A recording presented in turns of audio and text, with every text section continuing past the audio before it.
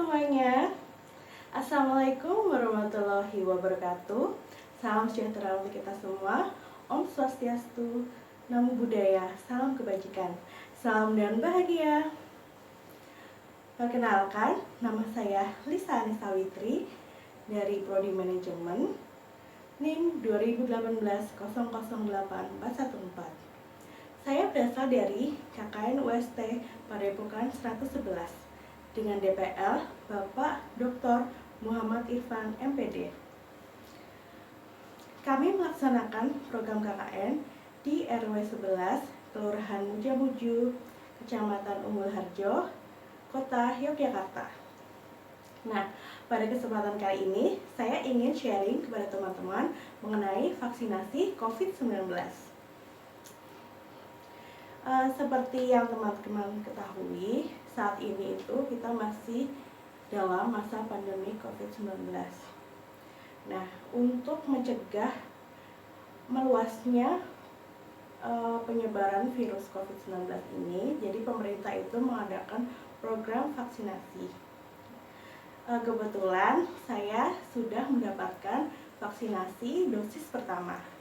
Jadi saya itu ingin sharing kepada teman-teman gimana sih saya mendapatkan vaksin tersebut, kemudian tahap-tahap vaksinasi itu apa aja, kemudian kayak efek vaksin yang saya alami itu apa aja gitu. Stay tune terus ya. Oke. Jadi yang pertama itu teman-teman itu harus mendaftar di akun pedulilindungi.id.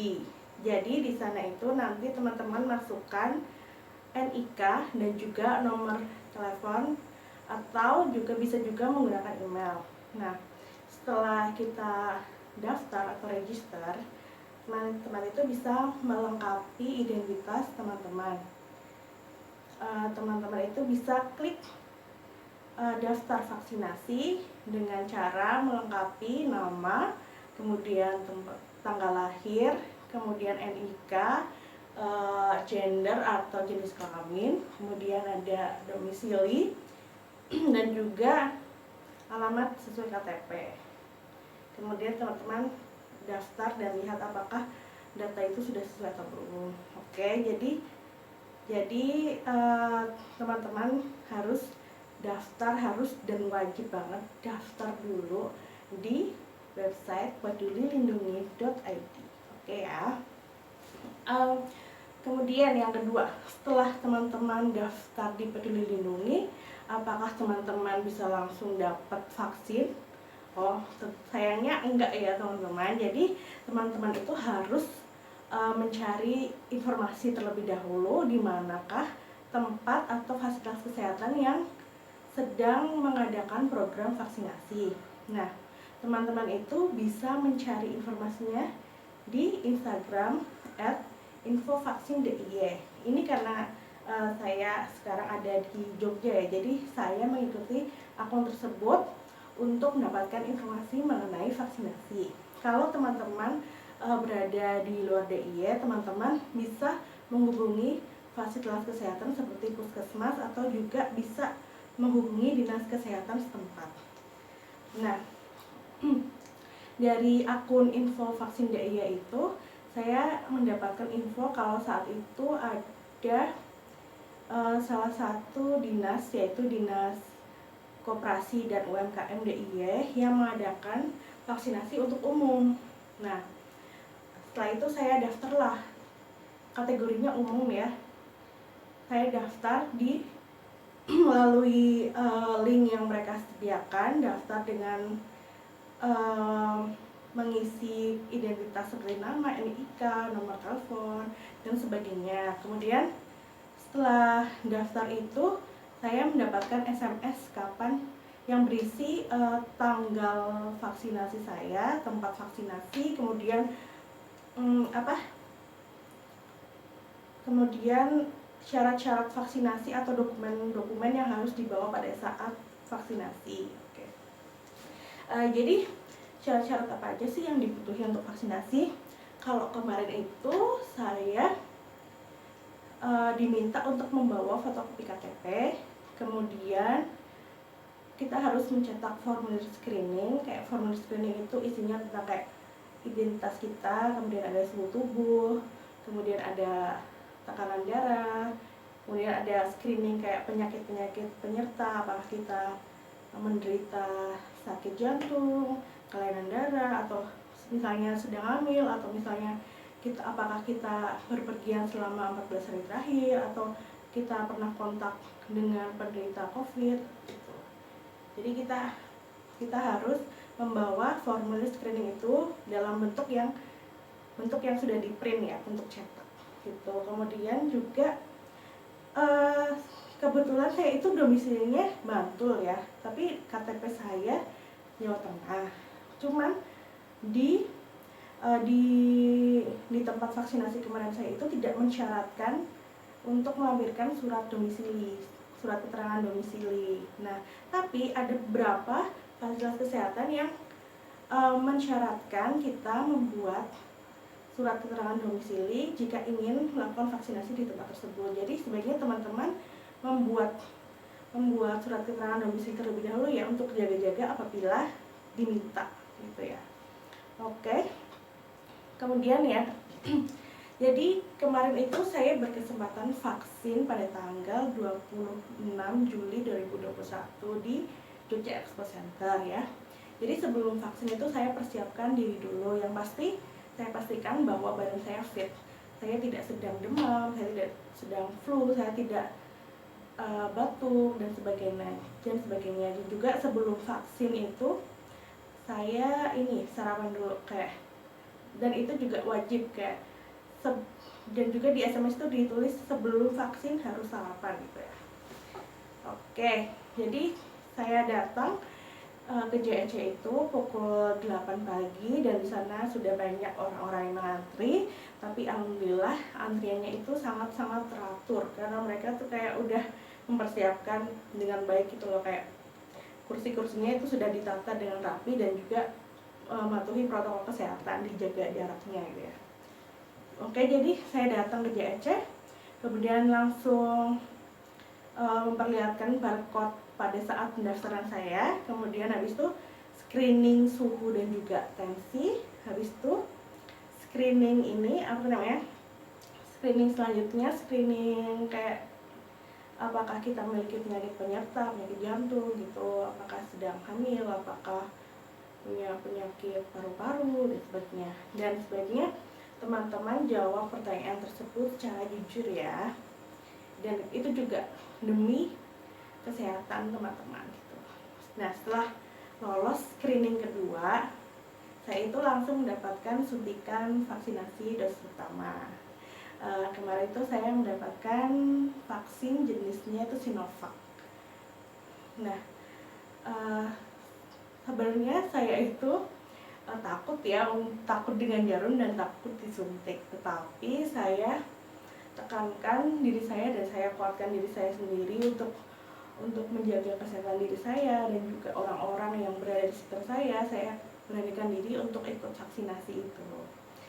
Nah, tapi ternyata pada saat disuntik itu kayak tidak terasa sakit sama sekali, bahkan kayak ketakutan yang saya pikirkan itu terlalu berlebihan gitu loh. Kayak ternyata kenyataannya tuh nggak seburuk itu, kayak cuma cekit gitu, wah udah selesai gitu aja gitu. Sombong banget gitu. Jadi kayak bagi teman-teman yang takut jarum, nggak usah takut, nggak usah berpikiran macam-macam gitu. Pokoknya berani aja ya, karena nggak seserem itu kok. Kemudian setelah kita mendapatkan suntikan vaksin, habis itu kita ada antri lagi untuk pengamatan. Jadi kita itu ditanya apakah pegel-pegel, apakah habis disuntik itu demam atau apa gitu. Dan juga petugasnya itu menanyakan nomor handphone kita yang bisa dihubungi agar mereka itu bisa menghubungi jika vaksinasi tahap kedua itu akan dilaksanakan. Nah, setelah proses pengamanan itu selesai deh tahap vaksinasinya, kita sudah bisa pulang ke rumah. Oke. Nah, setelah vaksin itu efeknya apa aja sih ya? Kalau kemarin itu yang saya rasakan, setelah vaksin itu saya merasa ngantuk ya. Saya habis pulang vaksin itu saya langsung bersih-bersih, habis itu langsung tidur.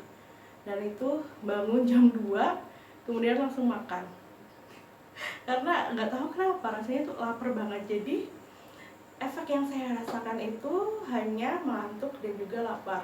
Alhamdulillah saya nggak mengalami demam atau kayak pegel-pegel di area suntikan. Itu kerasa sedikit aja pada saat setelah suntikan doang, dan itu nggak, alhamdulillah nggak memerlukan kompres dingin gitu.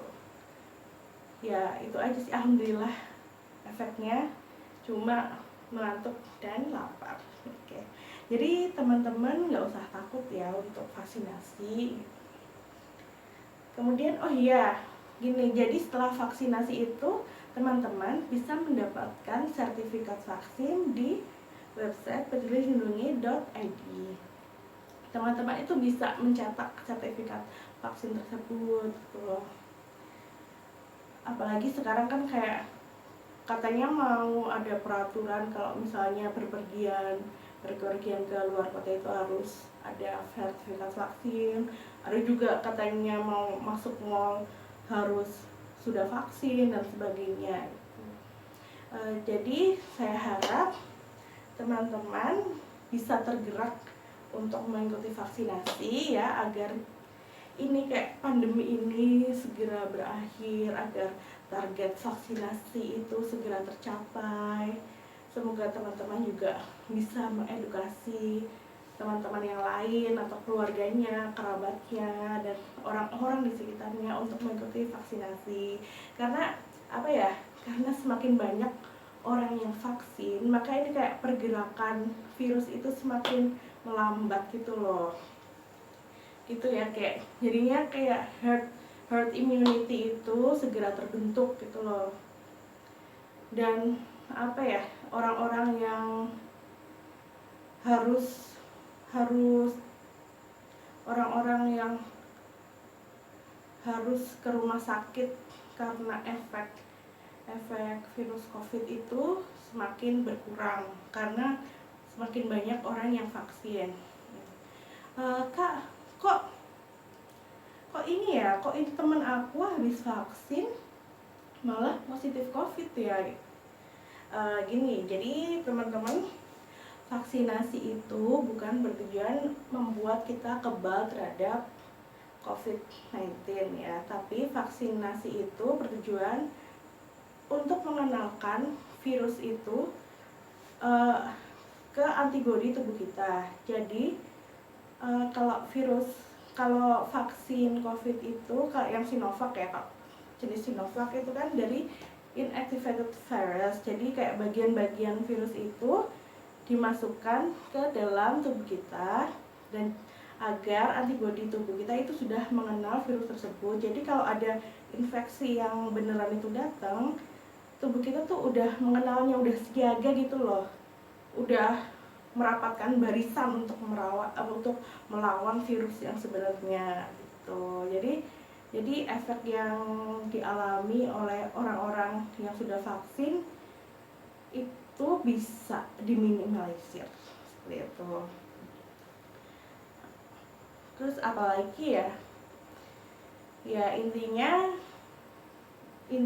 teman-teman, kalau ada kesempatan bisa vaksin, ya silahkan vaksin. Jika teman-teman kayak tubuhnya emang fit dan memungkinkan untuk vaksin, semoga teman-teman segera tergerak untuk melaksanakan vaksinasi gitu.